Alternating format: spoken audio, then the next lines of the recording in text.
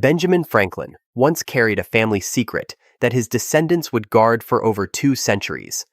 Whispers of illegitimate children and hidden European ancestry followed his name through history, but no one could prove what really happened.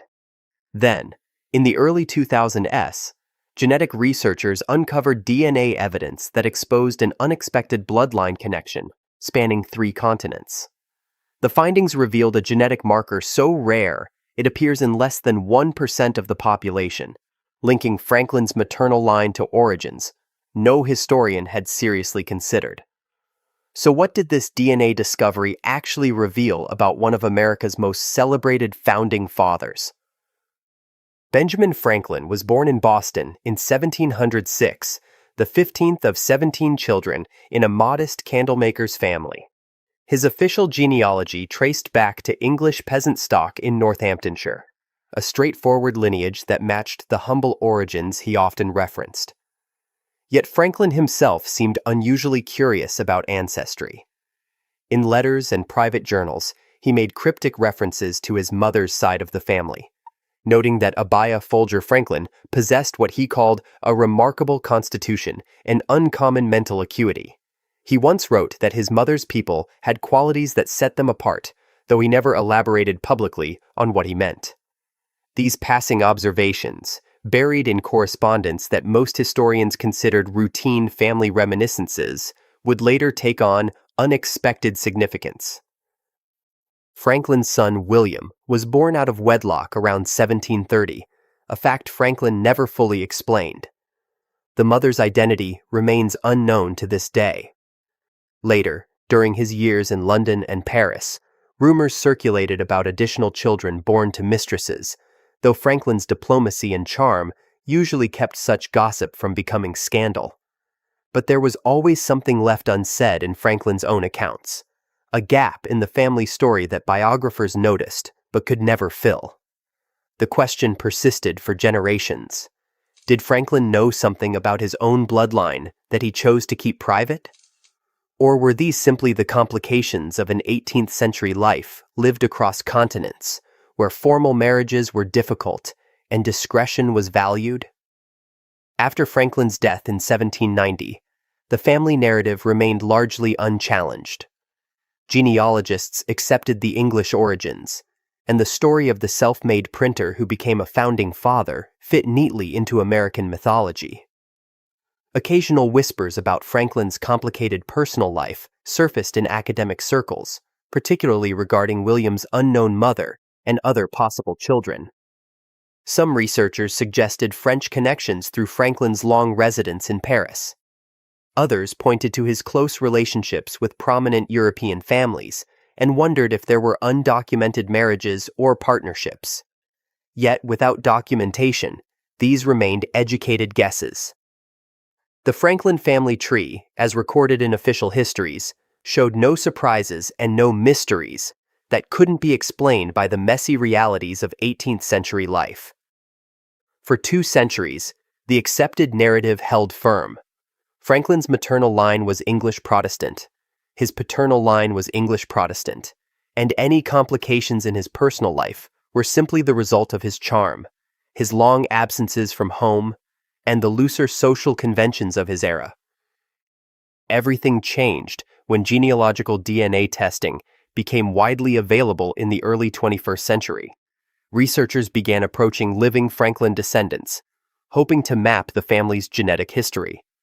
Dr. Margaret Chen, a molecular anthropologist specializing in founder populations, led a team that collected samples from multiple Franklin lines. They focused on mitochondrial DNA from descendants of Franklin's sisters, tracing the direct maternal line back through Abiah Folger. The goal was to confirm the English origins and perhaps identify regional markers that would pinpoint exactly where in England the family had lived. The research team expected straightforward results, the kind that would simply add genetic confirmation to what documentary evidence already suggested. No one anticipated what the lab would actually find. The lab results arrived in 2007. Every sample from the maternal line carried the same mitochondrial signature, confirming the family connection. But the haplogroup designation stopped the research team cold. The DNA belonged to haplogroup K1A9, a marker virtually absent from the British Isles. This haplogroup is found primarily in Ashkenazi Jewish populations, with deep roots in the Near East and Southern Europe. Its presence in New England colonial families was almost unheard of. The team ran the tests again, checking for errors. The results were identical. They expanded quality control protocols, brought in additional lab technicians, and tested backup samples. Every analysis returned the same finding.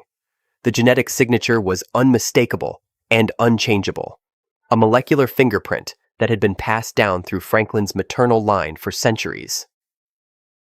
Chen's team expanded the search, testing descendants from other branches of the Folger family. Abia Folger's mother was Mary Morrill, whose own mother's name was recorded simply as Sarah in fragmentary Massachusetts records from the 1630s. Following the female line back, researchers found the same K1A9 marker in every case. This was not a recent introduction. It had been carried into colonial New England by one of Franklin's maternal ancestors, likely arriving with the first waves of settlement. The implications were profound. Benjamin Franklin, the embodiment of the American Enlightenment, carried genetic evidence of Sephardic Jewish ancestry through his mother's line. The finding challenged not just Franklin's family history, but raised questions about how many other colonial families might carry similar hidden heritage. Historical records offered tantalizing clues that suddenly made sense. The Folger family had arrived on Nantucket in 1663. Peter Folger, Abia's father, was known as an unusually educated man who spoke multiple languages and maintained an extensive personal library, rare for someone of his social standing. He was also a vocal advocate for religious tolerance, particularly toward Quakers and Baptists, and wrote poetry criticizing the Puritan establishment's treatment of dissenters. Some historians had noted these details as curiosities. Now they suggested something more. Sephardic Jews fleeing persecution in Spain and Portugal often hid their identity, converting publicly while maintaining private traditions. Many settled in England and Holland before making their way to the New World. The genetic evidence suggested that one of Franklin's maternal ancestors had done exactly this. Peter Folger's education, his linguistic abilities, and his passionate defense of religious minorities now appeared less like individual eccentricity and more like the legacy of a family that had experienced persecution firsthand. The K1A9 marker is especially common among descendants of Jews expelled from Spain in 1492 and from Portugal in 1497. Many of these refugees, known as conversos or crypto-Jews, adopted Christian names and practices to survive. Some families maintained hidden Jewish traditions for generations. Others fully assimilated, losing all conscious connection to their heritage. But the DNA remained, a molecular record of journeys taken and identities concealed. For Benjamin Franklin, this meant that the curiosity, intellectualism, and cosmopolitan outlook he demonstrated throughout his life might have had roots in a cultural tradition he never knew he carried. The Sephardic Jewish communities of medieval Iberia had been centers of learning, translation, and scientific inquiry. Scholars from these communities preserved Greek and Arabic texts, contributed to mathematics and astronomy, and served as bridges between Islamic, Christian, and Jewish intellectual traditions. Whether through genetic inheritance or cultural echoes passed down through generations, Franklin's achievements now resonated with a heritage of scholarship born from adversity. Franklin's own writings take on new meaning in light of these findings. He showed an unusual interest in religious pluralism for his time, founding the American Philosophical Society as a space where people of all backgrounds could exchange ideas. He maintained close friendships with Jewish merchants and intellectuals in Philadelphia, London, and Paris. In 1788, he made a substantial donation to the construction of a new synagogue in Philadelphia, writing that he supported the right of all people to worship according to their conscience. Whether Franklin sensed something in his ancestry or simply embodied Enlightenment principles, the genetic evidence now connects his legacy to a hidden chapter of colonial history. His famous maxim that tolerance and mutual respect were essential to civil society may have been informed by family memory, however faint, of what happened when those values were absent. The discovery has sparked new research into crypto-Jewish communities in early America.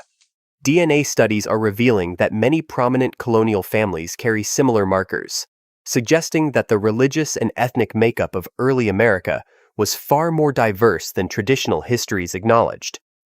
Franklin's case is particularly striking because of his prominence, but he was likely not unique. The DNA evidence is rewriting our understanding of who built America and where they came from.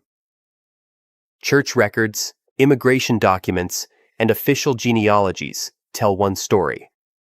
But genetic evidence is revealing another, more complex narrative of families who arrived carrying secrets, of identities carefully constructed to ensure survival, and of heritage that was deliberately forgotten, yet never truly erased.